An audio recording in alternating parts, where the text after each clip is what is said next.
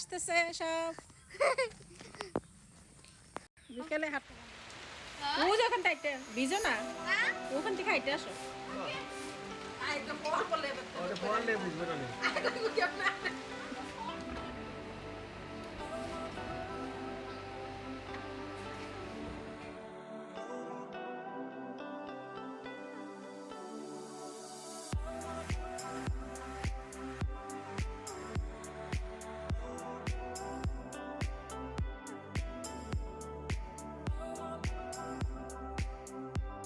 Hello everyone, আসসালামু আলাইকুম। Welcome to my channel. কেমন আছেন সবাই? আমরা তো আলহামদুলিল্লাহ ভালো আছি। আজকে আরও একটি ব্লগ আপনাদের সাথে শেয়ার করব। 2 দিনে মেক করেছি আজকের ব্লগটি। আশা করছি সবার ভালো লাগবে। আমি বাসা থেকে গ্রাম পর্যন্ত রাখার চেষ্টা করেছি আজকের ব্লগটি। তো আজকে আমি একটা চিকেন সালাদ তৈরি করব, সেই জন্য আমি এখানে বিভিন্ন ধরনের সবজি নিয়েছি। তো আমি এখানে নিয়েছি ক্যাপসিকাম, ক্যারট, তার সাথে নিয়েছি শসা, টমেটো, আর নিয়েছি পেঁয়াজ, লাগছে একটি লেবু।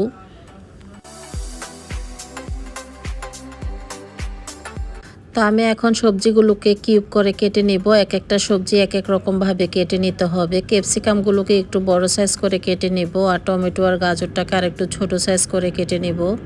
যেহেতু আমি আজকে 2-3 দিন ব্লগ দিতে পারিনি, সেজন্য অল্প অল্প করে কিন্তু আমি ব্লগটা শ্যুট করেছি। তো আমি বাসা থেকে শুরু করেছি আজকের ব্লগটি। আমি গ্রামের বাড়ি পর্যন্ত 2 দিনে ব্লগটা মেক করেছি। তো আম্মু শুনেছি শরীর তেমন বেশি ভালো নেই, তাই আপু বাড়িতে গিয়েছে আর আমার ছোট বোন এসেছে। তো আমাকেও ফোন দিয়েছে যে তুমিও আসো, সবাই যখন একসাথ হয়েছি তুমিও চলে এসো। তাই আমি প্রথমে ভাবছিলাম যাব না, তো যেহেতু শালীনের এক্সাম আজকে শেষ, সেজন্য ভাবলাম আজকে আমরা সবাই মিলে যাব। তো বাইরে কিন্তু প্রচুর বৃষ্টি হচ্ছে।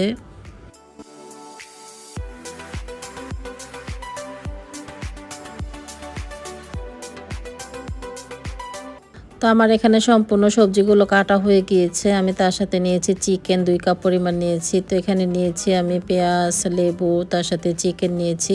চিকেনগুলো আরও ছোট ছোট টুকরা করে কেটে নেব। এখানে শসা, টমেটো, গাজর নিয়েছি, তার মধ্যে আমি নিয়েছি এখানে কাজু বাদাম। তো সবগুলো কিন্তু আমার সুন্দরভাবে কাটা হয়ে গিয়েছে, ভালোভাবে ধুয়ে নিয়েছি।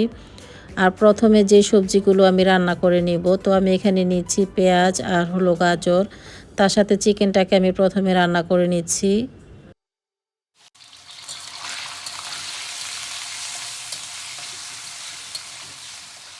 তো চিকেনটাকে প্রথমে আমি হালকা একটু ভেজে নেব। এটাকে হাই হিটেই কিন্তু ভেজে নিতে হবে, চুলাটাকে মিডিয়াম আঁচ করে কিছুতেই রাখা যাবে না।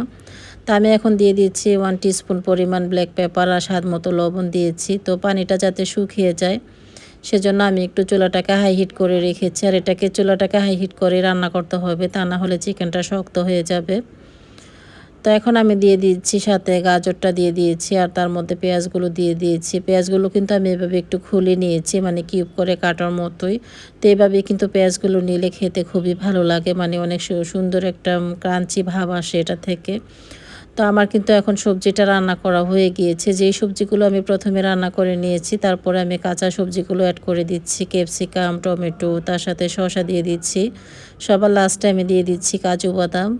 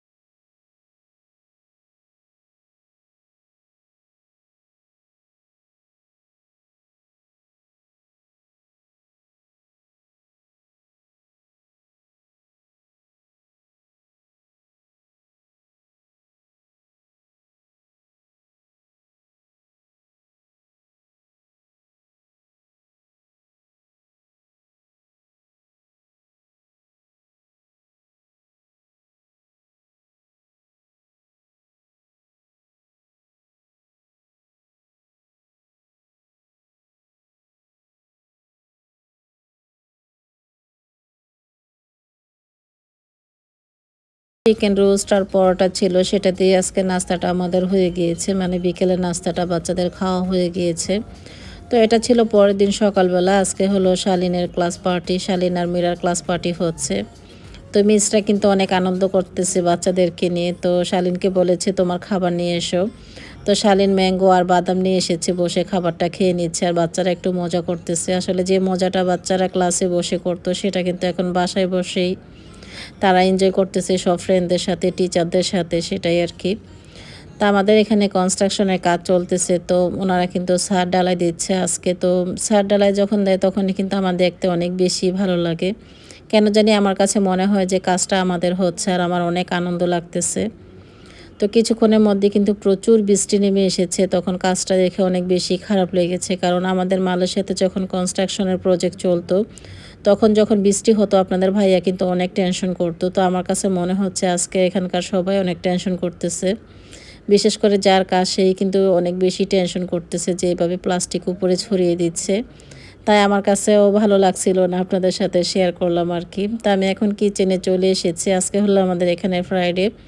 তো বাচ্চারা নামাজ পড়তে যাবে, তাই ভাবলাম নামাজের আগে আমি রান্নাটা শেষ করে ফেলি। যেহেতু শনিবারে সকালবেলা আমরা গ্রামে যাব, সেজন্য সিম্পলের মধ্যেই কিন্তু আজকে আমি রান্নাটা শেষ করে ফেলবো। তো আমি এখানে কিছু চিংড়ি মাছ নিয়েছি। আজকে চিংড়ি মাছ ভুনা করব আর ডাল রান্না করব।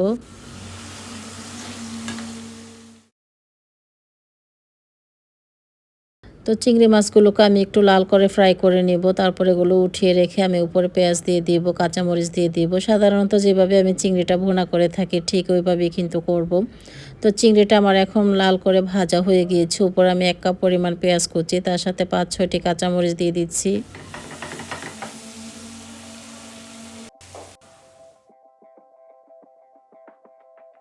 তো আজকে যেহেতু ফ্রাইডে, শালীর নামাজে যাবে, ওকে রেডি করে আমি মীরার রুমে বসতে দিয়েছি। এখন সালমান রেডি হচ্ছে, তারপর ওরা নামাজে চলে যাবে।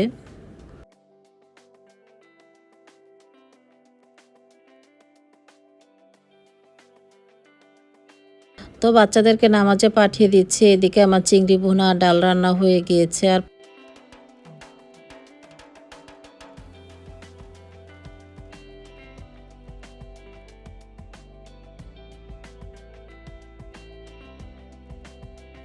তো শালীন এখন নামাজ পড়ে চলে এসেছে। আমি নামাজ পড়ে একটু শুয়েছিলাম, তো দেখি সালমান আর শালীন এখন চলে এসেছে।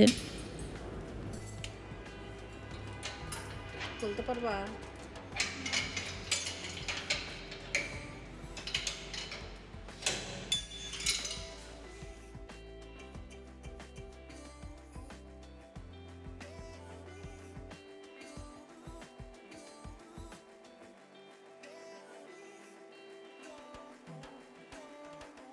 এখন আমরা সবাই মিলে দুপুরে খাবারটা খেয়ে নিচ্ছি। আর আপনাদের ভাইয়া আজকে অনেকগুলো আম নিয়ে এসেছে। ওদের নিয়ে যখন নামাজে গিয়েছিল, আসার সময় আম কিনে নিয়ে এসেছে। সবসময় আমাদের বাসায় 5 কেজি 10 কেজি করে আম নিয়ে আসবে আপনাদের ভাইয়া। আমের সিজনে কিন্তু আমাদের আমটা একটু বেশি খাওয়া হয়। আর এই আমটা কিন্তু অনেক সুস্বাদু, বিশেষ করে খেতে ভালো লাগে। এই আমটা অনেক মিষ্টি কিন্তু। তো আগামী দিন সকালবেলা আমরা গ্রামে যাব, তো সেজন্য কিন্তু একটু প্রিপারেশন নিতে হবে। বাচ্চাদেরকেও জিজ্ঞেস করতেছি যে তোমরা যাবে কিনা, ওরা কিন্তু রাজি হয়েছে যে আমরা যাব সবাই গ্রামে। তো আপুও কিন্তু বারবার কল দিচ্ছিল যে আসো আমরা সবাই মিলে গ্রামে যাই।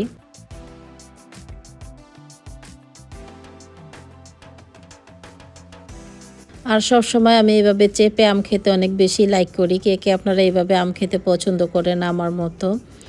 তো আমরা কিন্তু সকালে ভোরবেলা উঠে গিয়েছি ঘুম থেকে। এখন কিন্তু সময় প্রায় 7:30টার মতো বাজে। আমরা 8টা-9টার দিকে রওনা হয়ে যাব ইনশাল্লাহ।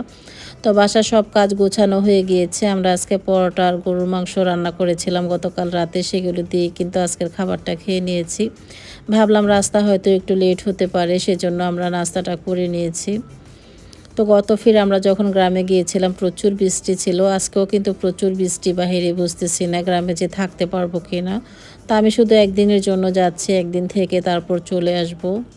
তো ভাবলাম যাওয়ার সময় কিছু আম কিনে নিয়ে যাই। আমরা তো সবাই আম খেতে অনেক বেশি পছন্দ করি, তাই বেশ পরিমাণে আম কিনে নিয়ে যাচ্ছি।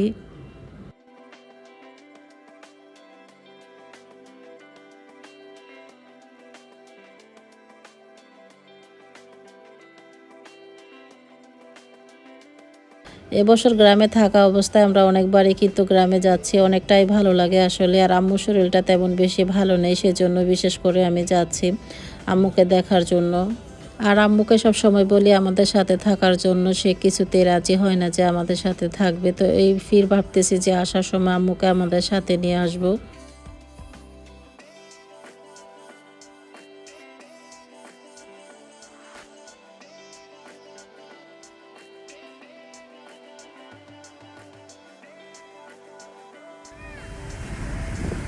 অনেক বাতাস।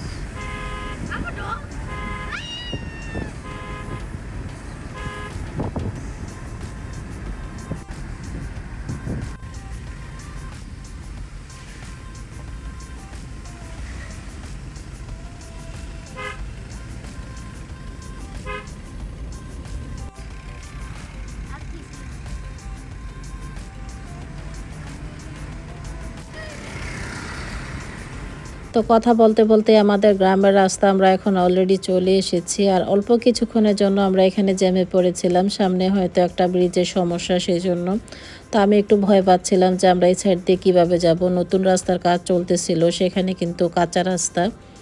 তো সেই জন্য আমাদের একটু লেট হয়েছে, সেখানে আমরা 15-20 মিনিটের মতো ওয়েট করেছিলাম। তো গ্রামে আসার পরও দেখতেছি অনেক বৃষ্টি।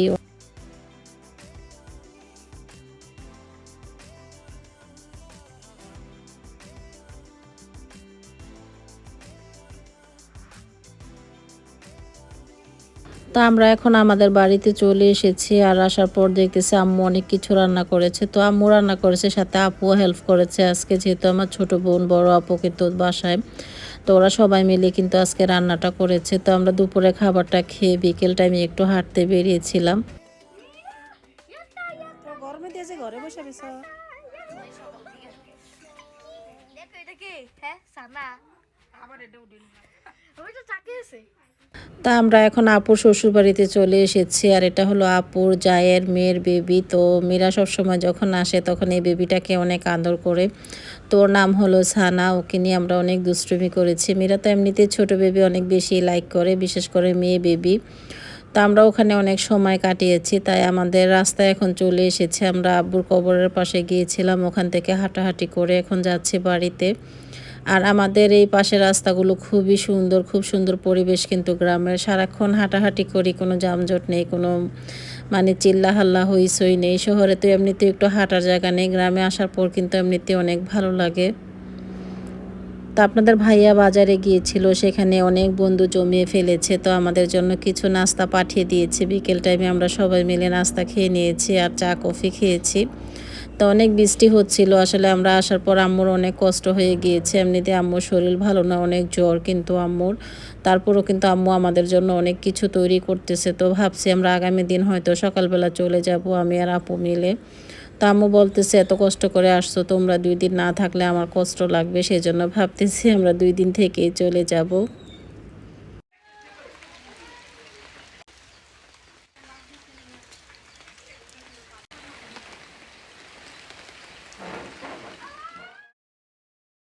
আর শালীনের অবস্থা দেখুন, ও কিন্তু কিছুতেই ঘরে বসে থাকতে চায় না। ও শুধু একটু পর পর ছাতা নিয়ে বেরিয়ে পড়বে আর অনেক দুষ্টুমি করতেছে। আর আম্মু তো রান্নাঘরে রান্না করতেছে, সেজন্য বারবার আম্মুকে যেয়ে ডিস্টার্ব করে।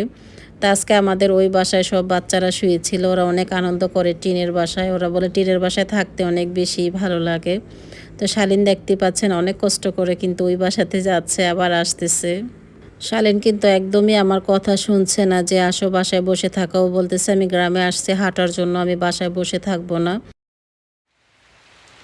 ও যখন টাইটে ভিজো না ওখান থেকে হাইটে আসো।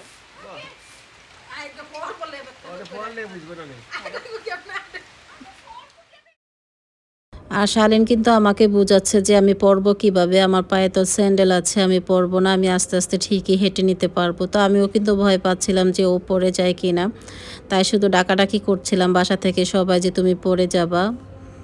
তো যাক, আমরা হুটহাট করে গ্রামে চলে আসতে পারি, অনেকটাই ভালো লাগে আসলে। এরকম কখনোই কিন্তু আমাদের গ্রামে আসা হয় না। এখন কিন্তু যখন ইচ্ছে করি তখনই কিন্তু আসা যায়, যেহেতু বাচ্চাদের স্কুল নেই, ওদের পরীক্ষা শেষ হয়ে গিয়েছে, সেজন্য ভাবলাম 2 দিনের জন্য গ্রামে আসি। তো গ্রামে এসে কোনো লাভ হয়নি, এতটাই বৃষ্টি হচ্ছিল যে কোথাও যেতে পারছিলাম না। তো আম্মু আজকে আমাদের জন্য কলা কচু পাতা দিয়ে বড়া তৈরি করেছি। বড়াটা খেতে অনেক ভালো লাগে, ছোটোবেলায় আমরা অনেক খেয়েছিলাম, সেজন্য কিন্তু আজকে এটা আমাদের জন্য তৈরি করেছে।